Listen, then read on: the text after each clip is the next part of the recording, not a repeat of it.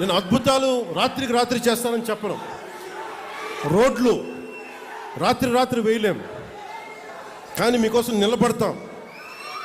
మీకు ఏదైనా సమస్య ఉంటే మీరు పాలు పంచుకోవాలంటే నన్ను పవన్ కళ్యాణ్ అవసరం లేని స్థాయిలో దేశం ఉండాలి. పవన్ కళ్యాణ్ అవసరం లేని స్థాయిలో రాజోలు ఉండాలి. నేను వస్తేనే సమస్య తీరుద్దంటే తప్పు కదా.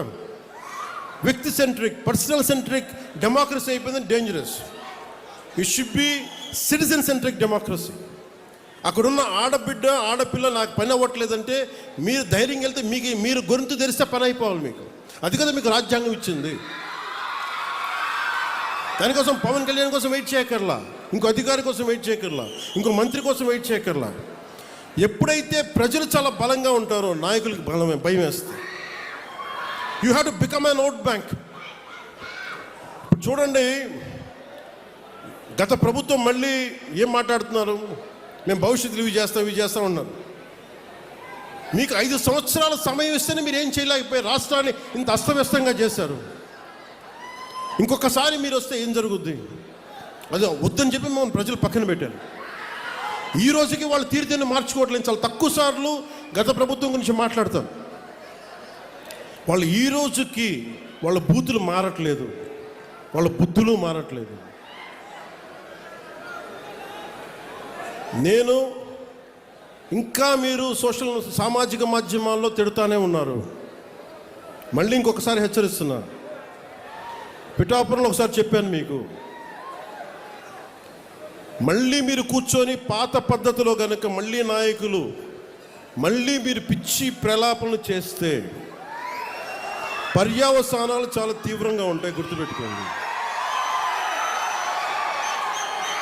మిమ్మల్ని మీరు కానీ మీ నాయకులు కానీ మీరు ఒక క్రమబద్ధంగా ఒక పద్ధతిలో మమ్మల్ని విమర్శిస్తే తప్పులను మేము సరిదిద్దుకుంటాం, వివరణిస్తాం. అలా కాకుండా వ్యక్తిగతంగా మళ్ళీ పాత పద్ధతిలో చేస్తే ఈసారి నేనే చెప్తున్నా. మీరు పవన్ కళ్యాణ్ మంచితనం చూశారు, పవన్ కళ్యాణ్ సహనం చూశారు, పవన్ కళ్యాణ్ గట్టితనం మీరు చూడలేదు ఎప్పుడు. దయచేసి అక్కడ దాకా తీసుకెళ్ళకండి. ఎందుకంటే నాకు క్షమ ఉండదు నా దగ్గర. మీలాంటి వాళ్ళకి రిపీటెడ్ అఫెండర్స్కి, క్రైమ్ చేసి తప్పించుకుందాం అనుకున్నోడికి, రిపీటెడ్ అఫెండర్స్కి నా దగ్గర క్షమ ఉండదు. చాలా భరిస్తాం, చాలా సహనంతో తీసుకుంటాం. కానీ పదే కూర్చోబెట్టి మేము ఏదైనా చేస్తామని మీరు మళ్ళీ పాత పద్ధతిలో చేస్తే వీఆర్ క్లోజ్గా మానిటర్ చేస్తున్నాం. ఎవరు ఏం మాట్లాడుతున్నారు, ఎవరు ఏం చేస్తున్నారు, మీకు అవకాశం ఇస్తున్నాను. మీరు ప్రజాస్వామ్యబద్ధంగా విమర్శించండి, సౌహృదయంతో కుటుంబ ప్రభుత్వం తీసుకుంటుంది. మళ్ళీ హద్దులు దాటి మాట్లాడి మేమే వచ్చేస్తాం 29లో అంటే నేను చెప్తున్నాను కదా, మళ్ళీ ఈ రోజున నా రాజోలు గడ్డ సాక్షిగా చెప్తున్నాను కదా.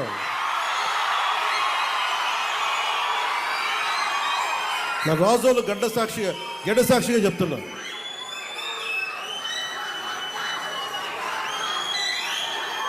మీరు అలాంటి ఆశలు పెట్టుకోకుండా జరగవే. ఎందుకంటే ప్రజలు మమ్మల్ని నమ్మారు, మేము వాళ్ళ ముందుకు తీసుకెళ్తాం. నేను మీ చేత మీ ఏ సమస్య ఉన్నా కానీ మనందరం కూర్చొని, ఉదాహరణకి మన ఆటో డ్రైవర్ సోదరులు ఒక సమస్య చెప్పారు, మాట్లాడుతాం దాని గురించి. ఓకే, సమస్య ఏముంది కూర్చోబెట్టి మాట్లాడి, ప్రజాస్వామ్యం అంటే అదే కదా. ఒక సమస్య ముందుకు వస్తే మనం వింటాం, దానికి ఎలా పరిష్కార మార్గం వెతుకుతాం. అందరం కలిసికట్టుగా దేశాన్ని సమాజాన్ని నిర్మిద్దాం.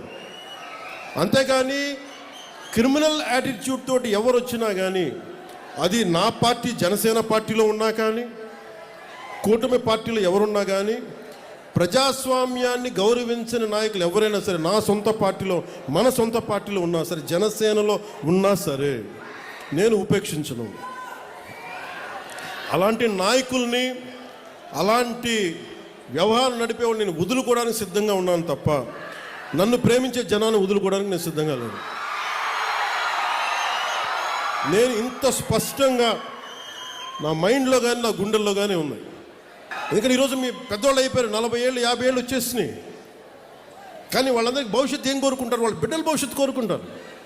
మీ బిడ్డల కోసం ఆలోచించడానికి ఒక తండ్రి ఒక తల్లి ఎలా ఆలోచిస్తారో కూటమి ప్రభుత్వం అలా ఆలోచించాలి. ఇప్పుడే అడుగు పెట్టాం, 18 నెలలు అయింది, ఇప్పుడిప్పుడు స్టార్ట్ చేశాం. మీ ఆశీస్సులు కావాలి, మీరు అర్థం చేసుకునే మనసు కావాలి.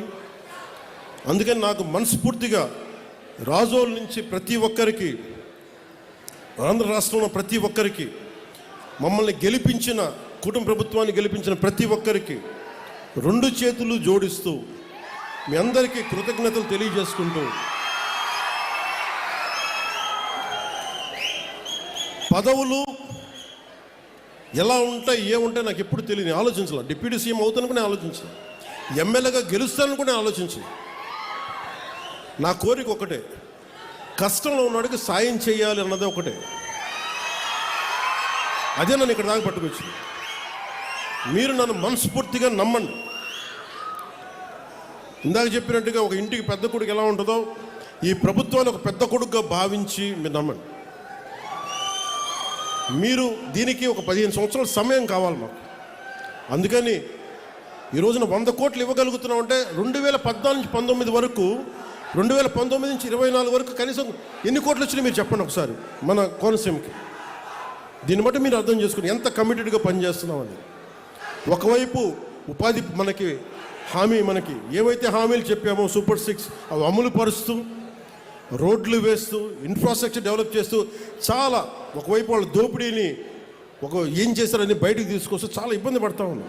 వీటన్నిటి మధ్యలో కూడా ఇంత సమర్థవంతంగా రాష్ట్ర ప్రభుత్వాన్ని నడుపుతున్నామంటే గౌరవ ముఖ్యమంత్రి గారి నాయకత్వంలో మేమందరం కలిసి, మీ ఆశీస్సులు కావాలి, మెండుగా కావాలి, మాకు బలాన్నిచ్చే మీ ఆశీస్సులు కావాలని కోరుకుంటూ మీ అందరితోటి నా కోనసీమ సోదరులకి,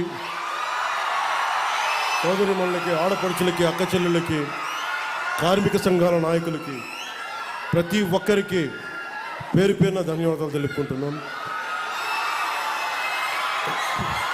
వేదిక పైన ఆసీనులైన గౌరవ రాజోలు శాసనసభ సభ్యులు, సభాధ్యక్షులు దేవి వరప్రసాద్ గారికి, అమలాపురం పార్లమెంట్ సభ్యులు గౌరవ శ్రీ హరీష్ మధుర బాలయోగి గారికి, శ్రీ పేరాబత్తుల రాజశేఖర్ గారికి, శ్రీ ఐతాబత్తుల ఆనందరావు గారికి, గన్నవరం శాసనసభ్యులు గిడ్డి సత్యనారాయణ గారికి, శ్రీ బండారు సత్యానందరావు గారికి, బొమ్మిడి నాయకర్ గారికి, ఇతర శాసనసభ్యులు నాయకులకి, ప్రతి ఒక్కరికి పేరు పేరున నా హృదయపూర్వక కృతజ్ఞతలు.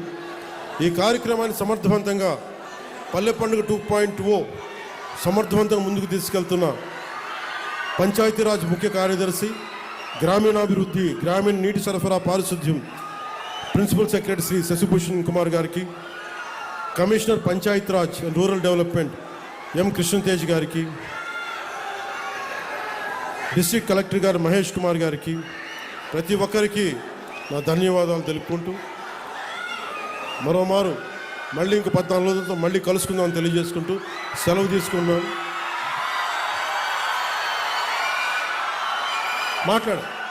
అంటే ఓఎన్జీసీకి సంబంధించి దానికి చెప్పాను ఆల్రెడీ, దాని మీద మాట్లాడుతాను. అంటే ఇదేమవుతుందంటే ఇది చాలా మనం పని అయ్యేలా మాట్లాడాలి, గొడవ పెంచేలా మాట్లాడకూడదు. ఏదన్నా సరే పరిశ్రమలు కావాలి, పరిశ్రమల ద్వారా కొంత కాలుష్యం ఉండడం తప్పదు అది. కానీ కాలుష్యాన్ని ఎంత తగ్గించగలం, అలాగే ఎంత మనకి దానివల్ల జరిగే నష్టాన్ని ఎంత నివారించగలం, దాని మీద నాకు అవగాహన ఉంది. అధికారులు కూడా చెప్పారు, ఓఎన్జీసీ సంబంధించి మన కొబ్బరి చెట్లు కూడా ఏదన్నా ఇంపాక్ట్ అవుతున్నాయా అనేది కూడా దాని గురించి కూడా ఉంది. మాట్లాడి ఓఎన్జీసీ గెయిల్ బాధ్యతలకి అది కూర్చోబెట్టి దృష్టిలో ఉంది మాట్లాడాలి. Thank you. జై హింద్.